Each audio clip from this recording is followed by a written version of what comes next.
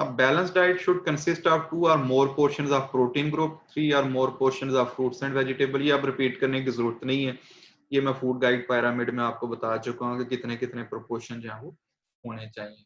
हाँ, एहतियात क्या है भाई, प्रोटीन के सोर्सेज ऐसे यूज करें कि जिनके अंदर फैट कम से कम हो। यानी एक गोश्त वो है जिसमें चर्बी नजर आ रही होती है, उसको हम कहते हैं विजिबल फैट, और एक फैट ऐसी होती है जो विस्करल फैट होती है। चर्बी गोश्त के अंदर भी सेल्स की फॉर्म में, जैसे हम कहते हैं ना सेल्स के ऊपर सेल मेम्ब्रेन की शक्ल में, तो उसको रिमूव करना बहुत मुश्किल है। लेकिन कम अज कम जब आप गोश्त खरीदें तो उसमें से जो फैट नजर आ रही होती है ना, कसाई को कहें भाई इसको कम अज कम उतार दो। अगर आप पहले कहेंगे तो वो नहीं उतारेगा, क्योंकि उसने वेट के साथ उसको सेल करना होता है। तो जब आप वेट करवा लें तो फिर उसको कहें कि भाई यार इसको अच्छी तरह साफ कर दो। तो ये ज्यादा अच्छी अप्रोच है कि आप फैट को खुद ट्रिम करें, रिमूव करें। इसके अलावा कुछ चीजें ऐसी हैं कि जिनके ऊपर फैट का एलिमेंट जो है वो कम है, जैसे फिश है, इसमें फैट कम है, पोल्ट्री में फैट कम है, और पल्सेस जो हैं नेचुरली जो है इनके अंदर फैट का लेवल बहुत ही कम है, अनटिल अनलेस कि आप फ्राई करते हैं जी, दाल को तड़का लगाते हैं, ज्यादा घी डालते हैं, तो फिर वो हम अच्छी चीज को बुरी चीज में कन्वर्ट कर देते हैं। इसके बाद ईट इन मॉडरेशन। फैट के बारे में क्या इंस्ट्रक्शन है कि इसको हमेशा मॉडरेशन में खाएं। ये स्टेज जो है ना कि जिसमें आप एक्स्ट्रा घी का 1 चम्मच डाल के खाना खाना चाहते हैं, सालन खाना चाहते हैं, ग्रेवी खाना चाहते हैं, एक स्टेज आएगी कि फिर आप इससे भी चले जाएंगे। तो बेहतर क्या है कि मॉडरेशन के अंदर रहते हुए। मॉडरेशन क्या हो सकती है कि अगर आपने पराठा खाना ही है तो पराठे के एक साइड पे घी लगा लें, अगर आप 2 चम्मच लगाते हैं तो कम से कम 1 चम्मच लगा लें। इस तरीके से हम इसको लोअर कर सकते हैं।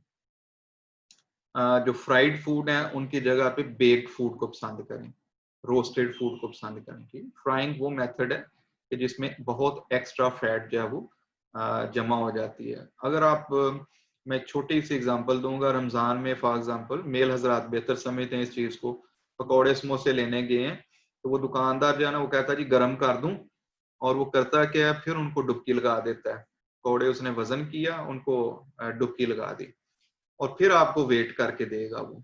अब हो सकता है कि उसने 1 किलो ने तकरीबन 200-250 मिलीग्राम, 1 पाव के करीब उसने घी अब्सॉर्ब कर लिया।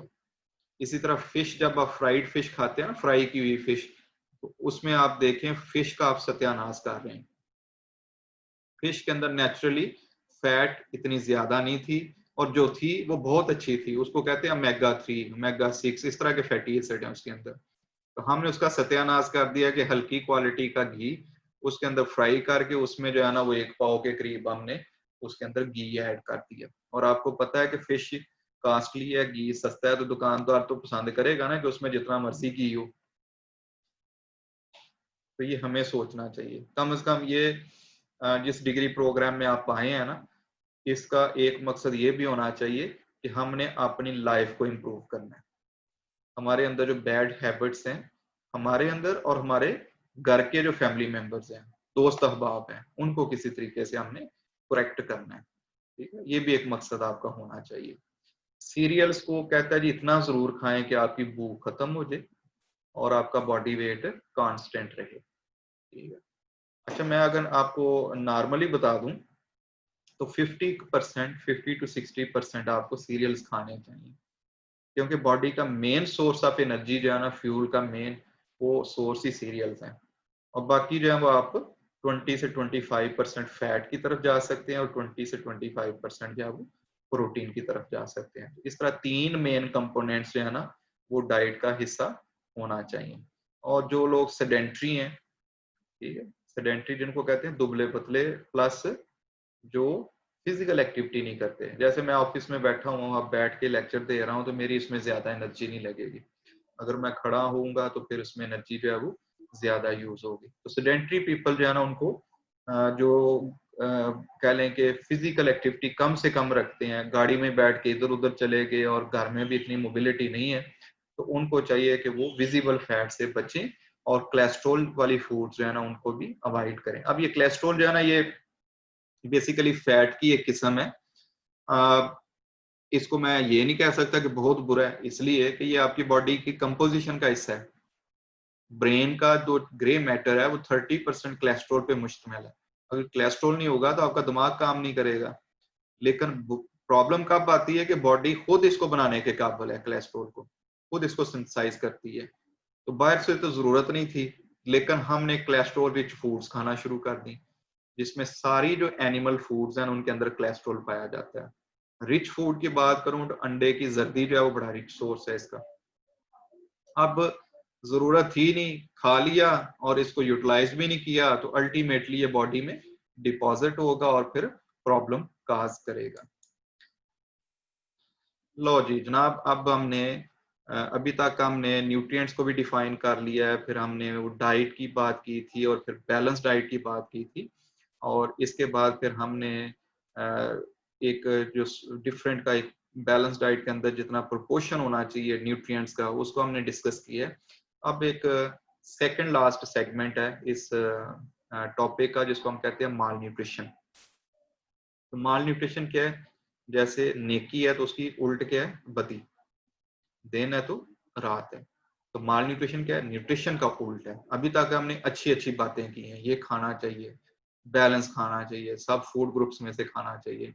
अब उसका नेगेटिव इम्पैक्ट क्या है कि जब हम चीजें बैलेंस नहीं खाएंगे तो फिर फूड की या तो एक्सेस हो जाएगी, किसी न्यूट्रिएंट की बॉडी में एक्सेस हो जाएगी, या किसी की कमी रह जाएगी। और जो एक्सेस है वो भी बुरी चीज है और जो कमी है वो भी नुकसानदेह है। तो डेफिनेशन क्या होगी? बड़ी सिंपल सी है, consumption of non optimal quantities leads to specific health disorder.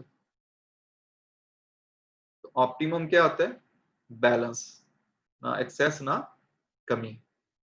तो नॉन ऑप्टिमल क्वांटिटीज यानी या तो ज्यादती हो रही होगी किसी चीज की या किसी चीज की कमी हो रही होगी, और अगर कमी हो रही है तो उसको हम अंडर न्यूट्रिशन बोलेंगे, और अगर एक्सेस हो रही है तो उसको हम ओवर न्यूट्रिशन बोलेंगे।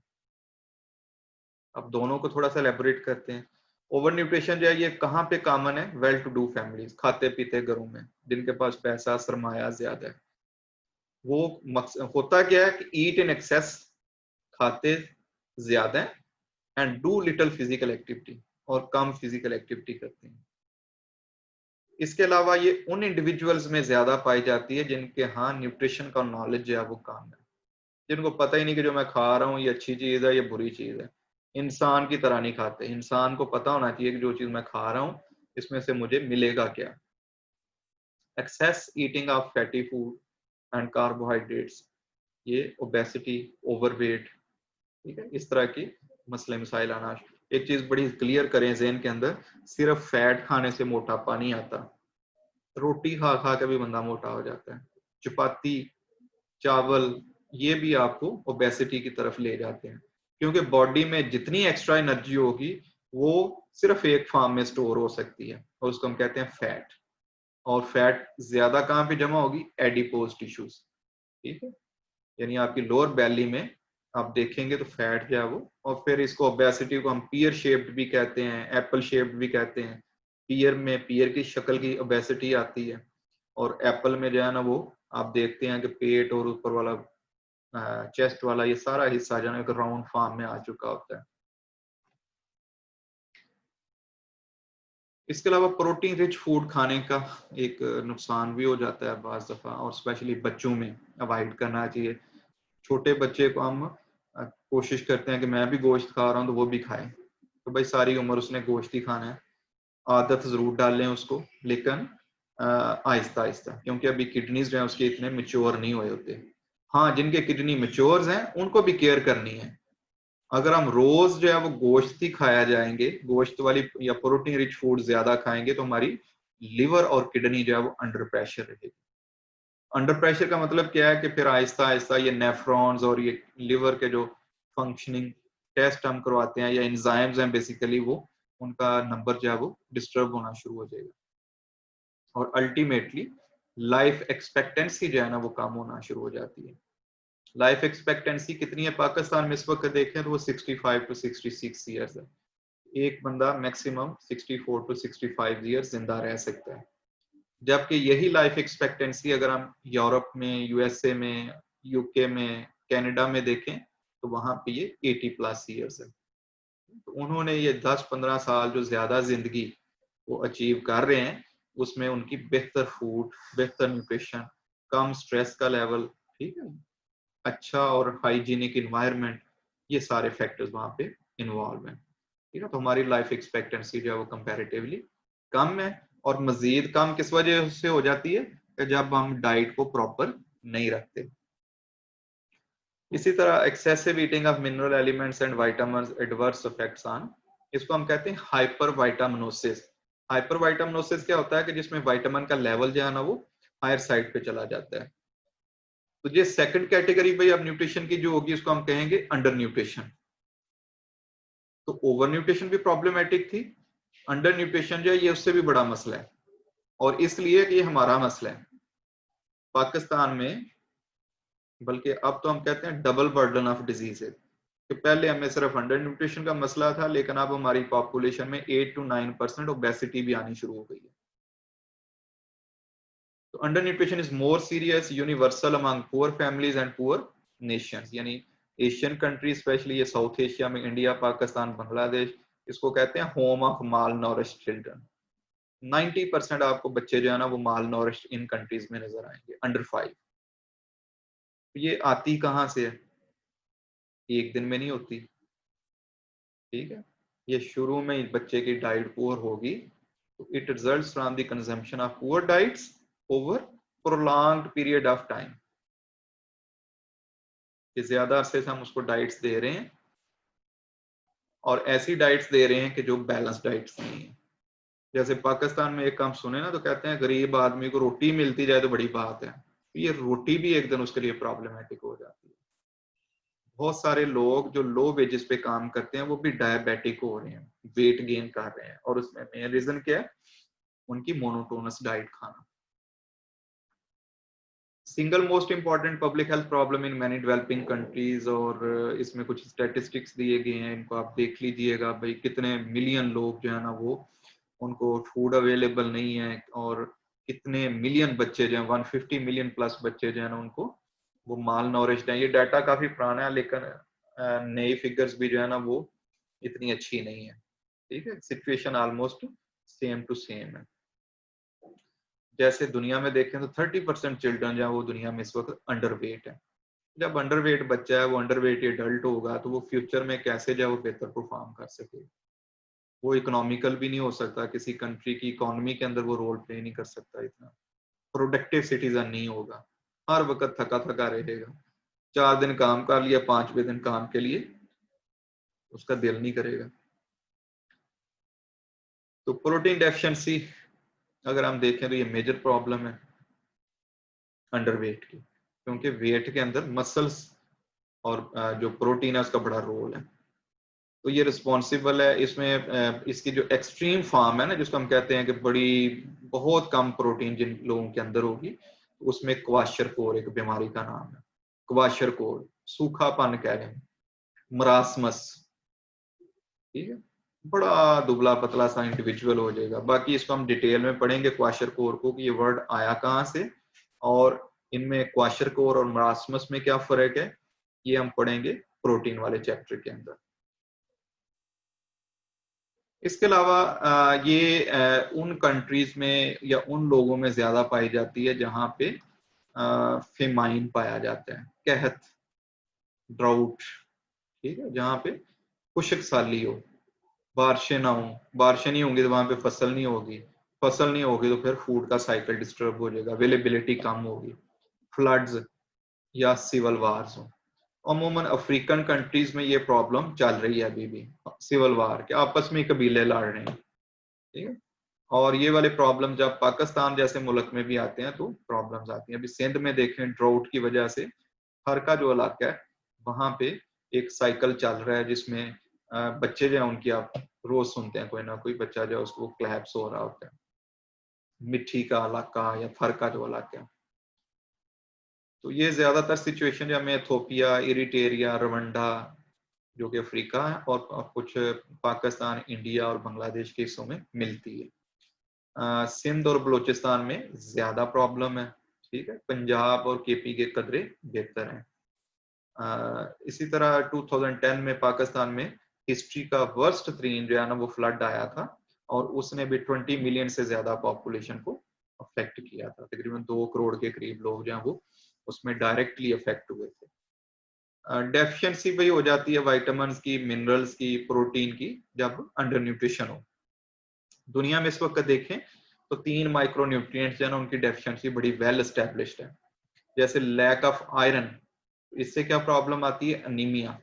और अनीमिया जो है दुनिया में 2 अरब से ज्यादा लोग इस वक्त अनीमिक हैं। यानी टोटल आबादी कितनी है? 7.5 अरब। और 7.5 अरब में से 2 अरब जो है वो, यानी 1/3 कह लें ऑलमोस्ट, वो अनीमिक है। पाकिस्तान में देखें तो हम 50% प्लस हमारी पॉपुलेशन जो है वो अनीमिक है, और इसमें कोई फर्क नहीं है, मेल है, फीमेल है, बच्चा है, छोटा बड़ा, सब अनीमिया का शिकार है। इसके बाद विटामिन ए की डेफिशिएंसी है, और इससे एक प्रॉब्लम होती है जिसको हम कहते हैं नाइट ब्लाइंडनेस, विटामिन ए की। और इसके अलावा विटामिन ए का बड़ा इंपॉर्टेंट फंक्शन है, इसको हम कहते हैं एंटी इन्फेक्टिव विटामिन। इन्फेक्शन के अगेंस्ट जो है ना वो बड़ा रोल प्ले अदा करता है, इम्यूनिटी को बूस्ट करता है। आयोडीन की कमी से ग्वाइटर का प्रॉब्लम हो जाता है। तो ये तो बड़ा फिजिकल फॉर्म में नजर आता है ना, एक गर्दन में जाए यहाँ पे ग्वाइटर बन जाएगा, गर्दन फूल जाएगी, लेकिन जो चीज हमें नजर नहीं आती वो लोअर आईक्यू लेवल है, कॉग्निशन का कम हो जाना, प्रॉब्लम सॉल्विंग एक्टिविटीज को हल करने में प्रॉब्लम आना, अटेंशन स्पैन कम होना। अटेंशन स्पैन क्या होती है? जैसे अभी हो सकता है कि कुछ बच्चे जो है ना उनको मेरी आवाज जो है ना वो थोड़े की तरह लग रही हो, और वजह क्या है कि उनकी एबिलिटी खत्म हो चुकी है। वो 15-20 मिनट तो लेक्चर सुन सकते हैं, लेकिन घंटा 1.5 घंटा लेक्चर उनके लिए सुनना जो वो बड़ा प्रॉब्लमेटिक होगा। तो ये सारी चीजें किसके साथ रिलेटेड हैं? आयोडीन की कमी के साथ है, और इसके लिए हम आयोडाइज सॉल्ट जो है वो आप समझते हैं कि यूज कर रहे हैं। ये आगे उनके स्टेटिस्टिक्स आ गए हैं भाई, मैंने आपके साथ अभी शेयर किए हैं कि कितने बिलियन लोग जो हैं और कितने मिलियन लोग जो हैं जिनको विटामिन ए और आयरन की कमी है। पाकिस्तान में देखें तो कोई अच्छी बात नहीं है। इसमें मैंने आपसे पहले ही बात की है कि हम दुनिया का जो स्टेटिस्टिक्स हैं उससे भी हायर साइड पे हमारे अंदर प्रॉब्लम्स जो हैं वो एग्जिस्ट करती हैं। बलूचिस्तान में हायर लेवल पे है, केपी के, ठीक है, सिंध और पंजाब, ठीक है। अच्छा, अब इसमें एक रीजन ये भी होती है कि पंजाब में आबादी ज्यादा है, पॉपुलेटेड है, और बलूचिस्तान में देखेंगे तो वो कम पॉपुलेटेड है। आयरन डेफिशिएंसी जो है वो प्रेग्नेंट और लैक्टेटिंग वुमेन के अंदर 45% लिखा हुआ है, और इसी तरह 66% है वो औरतें जिनकी एज जो है वो 45 ईयर से ज्यादा है। अब गवर्नमेंट क्या कर रही है? वो मुख्तलिफ स्ट्रेटेजीज उसने अडॉप्ट की हुई है, जैसे आयोडाइज्ड साल्ट यूज करना। इसी तरह जब आप घी का कोई डिब्बा लेके आते हैं या कोई एडिबल ऑयल का पैकेट लाते हैं तो उसके ऊपर लिखा होता है कि इसमें विटामिन ए और डी जो है वो एडेड है, ठीक है। और इसी तरह आयरन की डेफिशिएंसी को दूर करने के लिए व्हीट फ्लावर के अंदर आयरन ऐड किया जा रहा है, उसको बोलते हैं फलादी आटा, जिसमें आयरन फोर्टिफाइड है। अब माल न्यूट्रिशन जो है ये अगर इसमें स्पेशली ये एक अलग क्वेश्चन बन जाता है, वो बड़ा इंपॉर्टेंट है। अगर अंडर न्यूट्रिशन जो है वो ज्यादा अरसे तक चले तो फिर क्या सिचुएशन होगी? तो इसमें first one is reduced immunity to infections, के बॉडी के अंदर इन्फेक्शन होने की अगेंस्ट जो इम्यूनिटी पाई जाती है ना, या बॉडी का जो डिफेंसिव सिस्टम है वो पुअर साइड पे चला जाएगा। इसके अलावा वेट लॉस होगा। अब उससे आगे ये एक साइकिल ही चल जाएगा, वेट लॉस होगा, पुअर ग्रोथ होगी, इम्यूनिटी लोअर हो जाएगी, और म्यूकोसा क्या है? जो आपकी गट के अंदर आपका जो डाइजेस्टिव सिस्टम है उसमें देखें तो माउथ से लेके एनस तक सबसे अंदर एक जो कोटिंग पाई जाती है ना, स्लिपरी सी, वो म्यूकस है, म्यूकस मेम्ब्रेन। वो डैमेज हो जाए तो इसका मतलब है बाकी फिर इंटेस्टाइन भी डैमेज होना शुरू हो जाएगी। इसके अलावा ये भूख जो है उसको कम हो जाएगी उस बंदे की। डेफिनेटली अगर एक दिन किसी को बुखार हो तो बंदे का खाने को दिल नहीं करता, और अगर एक लंबे अरसे से जो है वो बंदा बीमार रह रहा है तो उसकी भूख ऑटोमेटिकली खत्म हो चुकी होगी, और जब भूख नहीं उसको लगती तो फिर वो कम खाता है, और जो खाता भी है वो उसका जज़ब नहीं होता, माल एब्जॉर्प्शन, यानी उसकी इंटेस्टाइन जो है ना वो उसके विलाइज जो है वो इतने एफिशिएंट नहीं है कि न्यूट्रिएंट्स को एब्जॉर्ब कर सकें। और अल्टर्ड मेटाबॉलिज्म जो डेफिनेशन का चौथा हिस्सा था न्यूट्रिशन की। तो पहले इनटेक कम है, इनटेक उसके बाद डाइजेशन प्रॉपर नहीं है, डाइजेशन के बाद एब्जॉर्प्शन प्रॉपर नहीं है, और एब्जॉर्प्शन के बाद मेटाबॉलिज्म जो है वो अल्टर्ड फॉर्म में आ चुका होता है। ठीक है, उसको हम कहते हैं कॉन्सिक्वेंसेस ऑफ माल न्यूट्रिशन। इसको हम माल न्यूट्रिशन साइकिल भी बोलते हैं और इन्फेक्शन साइकिल भी कहते हैं। ठीक है, और ये आप देखें, यहां से मैं स्टार्ट करता हूं। पहला मसला क्या है? इनएडिक्वेट डाइटरी इनटेक।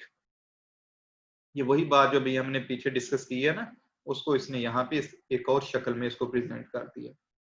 इनएडिक्वेट डाइट यानी डाइट अगर आप प्रॉपर नहीं लेते तो उससे क्या मसला आएगा? वजन कम होना शुरू हो जाएगा, ग्रोथ डिस्टर्ब होगी, इम्यूनिटी कम हो जाएगी, और म्यूकोजल डैमेज जो है वो ज्यादा होगा। अब ये सारा कुछ होने के नतीजे में आगे एक चांस क्या बनता है? डिजीज आने का। और डिजीज के अंदर 3 चीजें लिखी गई हैं: इंसिडेंस, सीवियरिटी एंड ड्यूरेशन। अब ये क्या चीज होती है? इंसिडेंस क्या होता है? नंबर ऑफ हैपनिंग्स, एक साल में कितनी बार अटैक होना डिजीज का। जैसे कहते हैं ना, मुझे तो साल में एक बार बुखार हुआ है, या एक बार नहीं हुआ, और कोई कहता है मुझे तो 3-4 बार हो जाता है। डायरिया का मसला अगर कोई कहता है मुझे 3-4 बार हो जाता है, तो ये इंसिडेंट्स है। और सीवियरिटी क्या है? शिद्दत। यानी 2 लोगों का कंपैरिजन करें तो एक को बहुत शदीद अटैक हुआ है और एक को शिद्दत कम का अटैक हुआ है, उसकी रिकवरी जो है वो इजी हो जाएगी। और ड्यूरेशन क्या होता है? कि बुखार चढ़ा तो जान ही नहीं छोड़ रहा। और दूसरा बंदा क्या है जिसको 2-3 दिन के बाद रिकवरी हो गई है।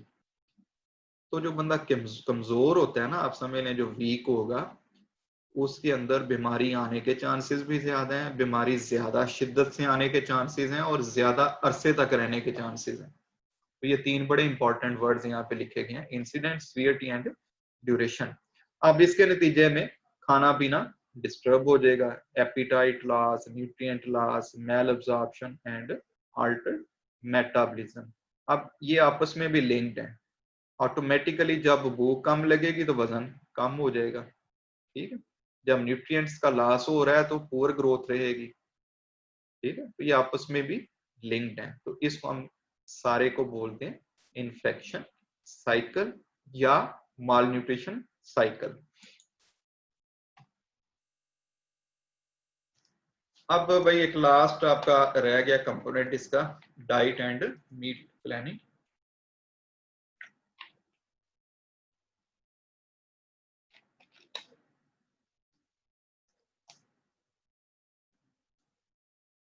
इसमें कुछ गाइडलाइंस हैं भाई, इन गाइडलाइंस को फॉलो करना चाहिए। अगर जब भी हम मील प्लानिंग करें ना, कोई बंदा आपसे कहे यार मुझे मील प्लान, ये आपका एक फुल फ्लेज कोर्स भी होगा। ठीक है, और कई सेमेस्टर्स में मील प्लानिंग का टॉपिक भी पढ़ाया जाएगा। तो मैं इसका जो मेन थीम है ना वो आपके साथ शेयर कर देता हूँ। Number 1, make selection from all food groups in recommended quantities. यही बात मैं पहले आपसे क्या है कि सारे फूड ग्रुप्स में से खाएं, और कितना खाएं? जितनी सर्विंग्स उनकी सजेस्ट की गई हैं। फिर include foods from all the basic food groups every day. तो रोज खाना है भाई। फूड गाइड पिरामिड जो है ना वो आपको रोज याद रखना चाहिए कि ये सारी चीजें मैंने रोज खानी है। अब ये नहीं कि कल फैट खाऊंगा, आज प्रोटीन खा लेता हूँ, परसों कार्बोहाइड्रेट्स खा लेंगे, ऐसे नहीं चलेगा काम। तो बेसिक फूड ग्रुप्स को रोज खाएं and provide minimum recommended servings from these. तो हमें स्टार्ट कहां से करना चाहिए? मिनिमम सर्विंग से। यानी मैंने लिखा था ना वहां पे 6 से 11 सर्विंग्स। तो आपने ये नहीं करना कि 6 से मैं 11 खानी शुरू कर दूं। आपको 11 अच्छी लगती हैं तो आप 11 खानी शुरू कर दो, बल्कि आपको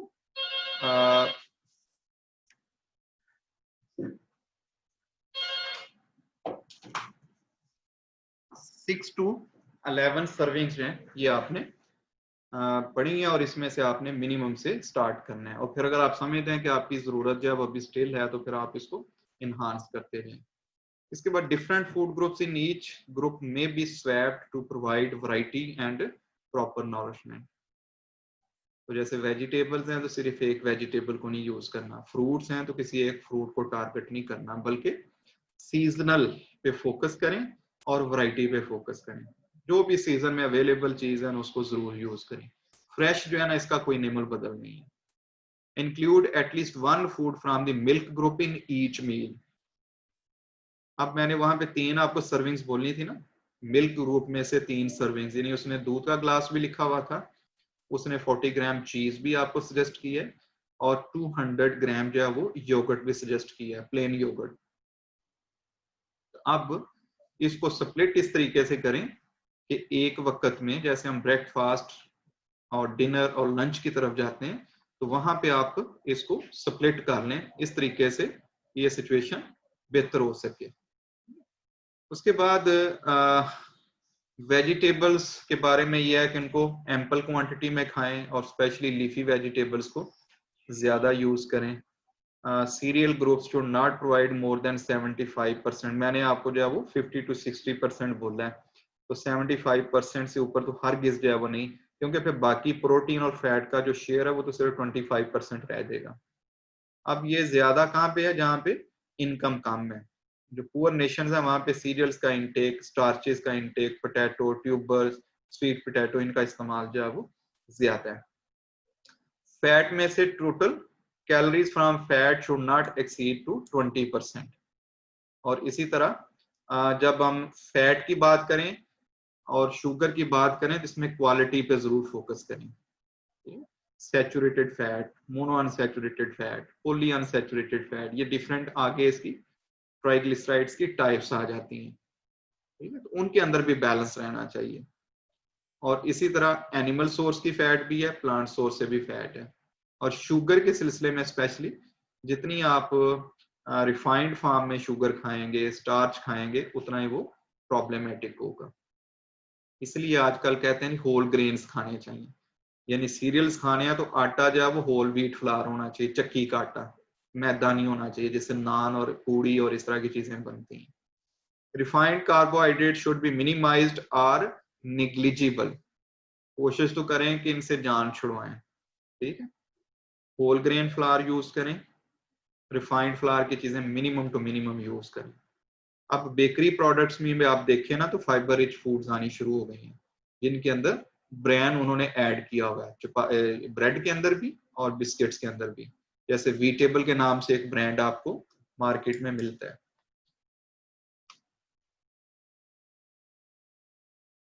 इसके अलावा each meal should have at least 3 of the 6 basic food groups.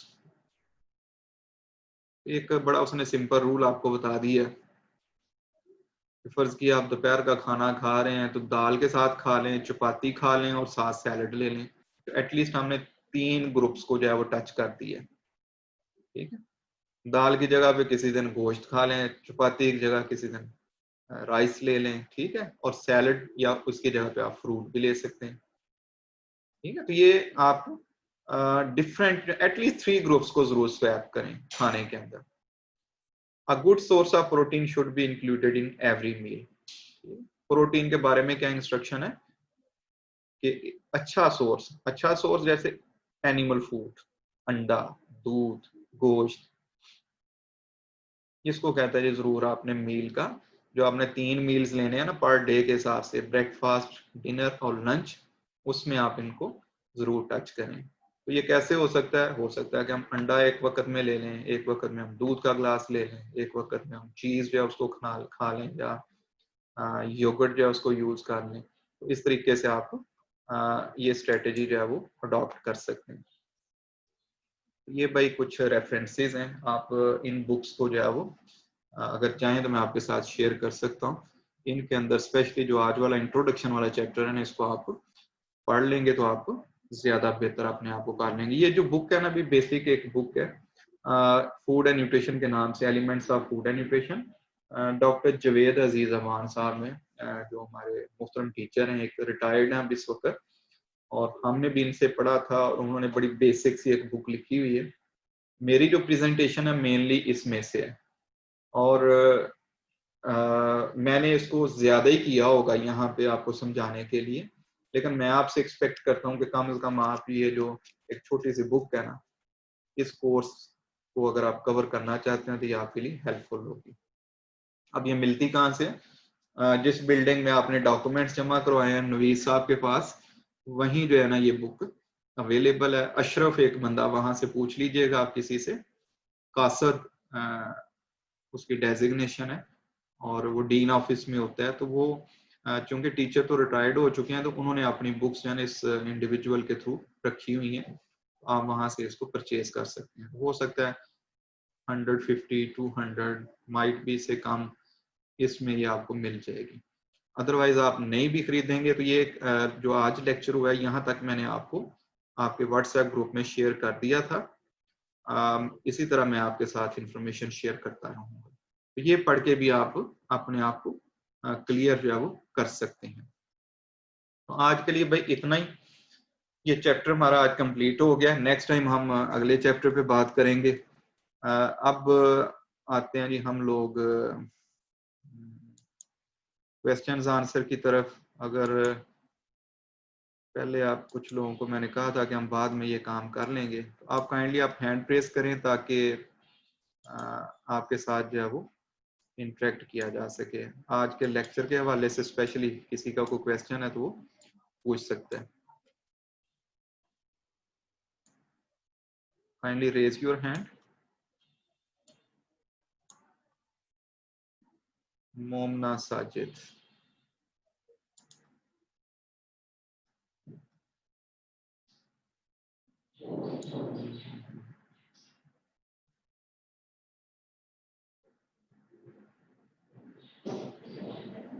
मुझे अब ट्रेस करना मुश्किल हो रहा है यहाँ से।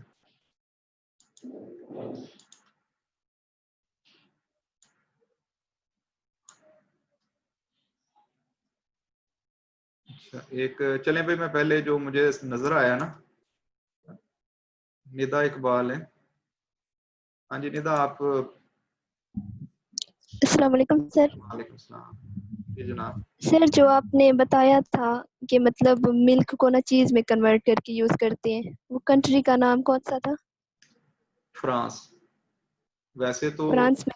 सारा यूरोप जो है ना वो प्रेफर करता है चीज को यूज करना, लेकिन फ्रेंच जो है ना उनकी ज्यादा इसमें लाइकिंग है। जैसे हमारे कौम की बात करें तो हम दूध पीना पसंद करते हैं, या मैक्सिमम दही बनाना या लस्सी बनाना। लेकिन वो 85% तक दूध जो है ना उसको कन्वर्ट करते हैं पहले चीज के अंदर। और फ्रेंच चीजेस जो है ना, जिस तरह फ्रेंच की परफ्यूम्स जो है वो बड़ी मशहूर हैं, इसी तरह उनका चीज जो है वो भी बहुत फेमस है और डिफरेंट टाइप्स के हैं। इसकी मैं अब आपके साथ क्या शेयर करूं, इसमें soft, hard, cottage, mozzarella, cheddar, ये डिफरेंट नेम्स आते हैं आगे जी। ठीक है भाई। और इसके साथ यूज करते हैं। ये ऐसा खाया जा सकता है ना, जैसे हम देखें आहिस्ता आहिस्ता ये कौम है कि जिसको पहले चीज अच्छा नहीं लगता था, तो अब आप देखें पिज्जा जो है उसके चीज के बगैर तो नहीं बनता। तो हमने जो है ना इस यस तरीके से सर। इसको खाना शुरू कर दिया है। आप लोग सुबह मॉर्निंग में ब्रेड का स्लाइस अगर 2 स्लाइस लेते हैं तो उसके अंदर आप एक टिकिया इसकी रख लें चीज की, ओवन में उसको थोड़ा देर को 10-15 सेकंड लगवाएं तो उसके साथ वो मेल्ट होके तो एक अच्छा जो है वो सैंडविच है वो आपका बन जाएगा। तो शुरू में अगर आप ऐसा नहीं आपका टेस्ट, तो आप इस तरीके से इसको इंट्रोड्यूस कर सकते हैं। फिर ग्रेजुअली जो है ना आप इसको क्यूब्स की फॉर्म में भी खा सकते हैं। ऐसे ही जैसे आपने खाना खाया, हम बर्फी की एक टुकड़ी खाते हैं, तो इसी तरह एक टुकड़ी पकड़ के इसकी भी खाई जा सकती है। लेकिन महंगी आइटम है। पाकिस्तान में ये देखा जाए तो 1 किलो दूध से तकरीबन 110-120 ग्राम चीज बनता है। इसका मतलब है अगर मैं यस दूध जो सर। है ना वो 100 रुपीज या 120 का दूध लेता हूँ, तो चीज की कीमत भी मुझे इस तरह ज़हन में रखनी चाहिए कि ये सस्ती आइटम नहीं है।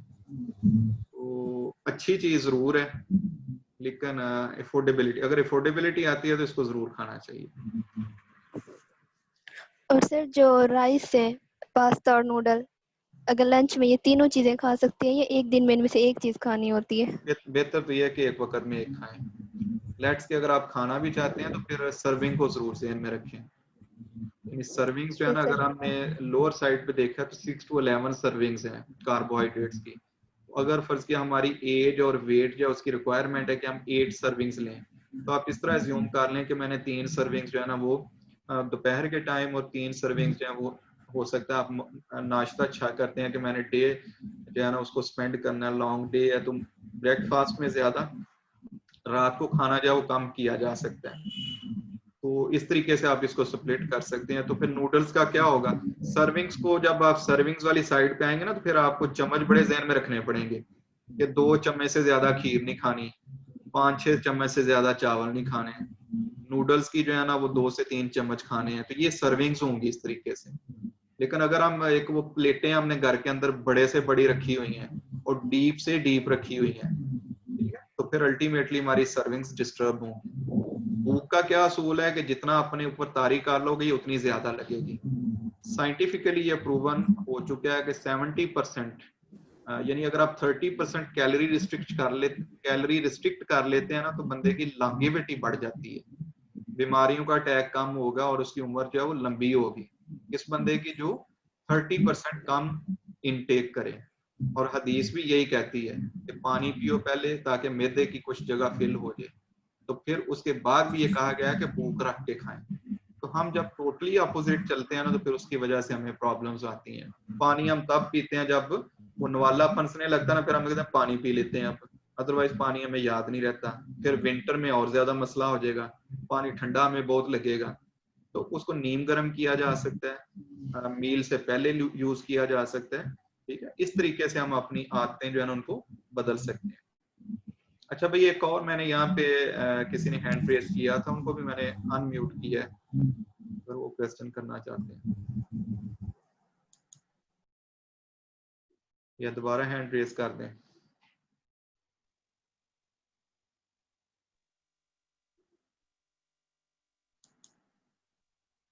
हाँ जी, मोमना साजिद भाई, आपको अनम्यूट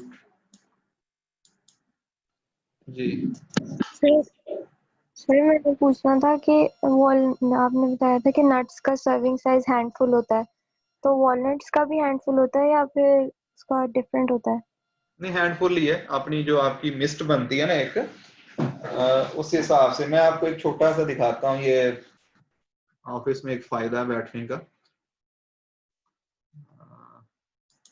ये शायद आपको नजर आ रही है एक छोटी सी बॉक्स जो है, ये कैलिफोर्निया आलमंड्स लिखा हुआ है। मैं पिछले साल गया था कैलिफोर्निया 3 माह के लिए, तो वहां पे ये बॉक्स जो है ना, इसके अंदर हमें वो उन्होंने बादाम रख के दिए। अब इसमें मैं पढ़ूँ ना, तो लिखा हुआ है 1 आउंस इसका सर्विंग साइज है, which is equal to 28 grams, यानी 28 ग्राम जो है ना वो बादाम एक सर्विंग के बराबर है। और इसको उसने आगे मजीद लिखा हुआ है कि ये तकरीबन 23 आलमंड्स के बराबर है। इसलिए मैं कह रहा हूं कि हम जो कहते हैं ना 7 बादाम खाएं, 7 से ज्यादा ना खाएं, अब बादाम भी छोटे बड़े भी हैं। तो अब यहाँ पे अगर आप देखें तो ये मैंने इसमें क्या रखा हुआ है, लेकिन ये कंटेनर है इसका, तो ये फील्ड था, ठीक। तो देखिए मैं इतनी दूर से ना एक छोटी सी चीज उठा के लाया हूँ, लेकिन ये किसी ना किसी काम आ जाती है। तो जस्ट टू शो यू कि ये एक सर्विंग इसके अंदर। तो अगर इस तरह की एक डिबिया भी आप रख सकते हैं, आप सुबह नहीं खाना चाहते, आप यूनिवर्सिटी आते हैं तो उस वक्त अपने साथ रखें। और हमारे वैसे बेस्ट प्रैक्टिस क्या है यहाँ पे कि हम आलमंड्स को सोक करके रात को ओवरनाइट सोक करते हैं और सुबह उनको पील ऑफ करके खाते हैं। पील ऑफ नहीं करना चाहिए, सोक करना चाहिए, उससे जो है ना उसकी एक्टिवेशन हो जाएगी कुछ चीजों की, तो वो ज्यादा बेहतर रिस्पॉन्ड करेंगे। तो एक नट है या एक से ज्यादा नट्स हैं, और वो अंदाजन आप पकड़ के ना फिर मुझे बताइएगा कि इसमें कितने आते थे।